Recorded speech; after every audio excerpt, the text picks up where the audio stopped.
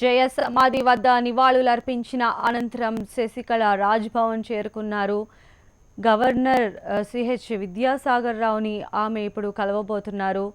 చిన్నమ్మ టైం వచ్చింది.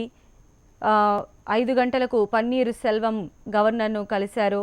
ఆయన ఈ యొక్క బల ప్రదర్శనకు టైం ఇవ్వవలసిందిగా ఆయన విద్యాసాగర్ని కోరటం జరిగింది. అదేవిధంగా ఇప్పుడు చిన్నమ్మ కూడా తనకి ఉన్నటువంటి మెజార్టీ, తనకి ఉన్నటువంటి సంఖ్యా బలాన్ని, అదేవిధంగా ఆమెను ఎన్నుకున్నప్పుడు 135 మంది ఎమ్మెల్యేల బలగానికి సంబంధించి కూడా అన్ని పత్రాలు కూడా ఆమె తీసుకువెళ్ళటం కూడా జరుగుతోంది.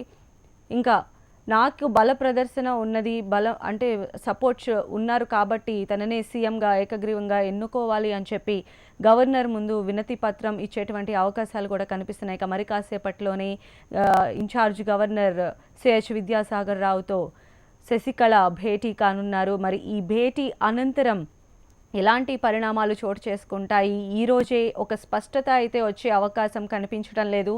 కానీ ఈ రోజు జరిగేటువంటి సిచ్యువేషన్స్కి 1-2 రోజుల్లోనే ఒక క్లారిటీ కూడా వచ్చే అవకాశాలు కనిపిస్తున్నాయి.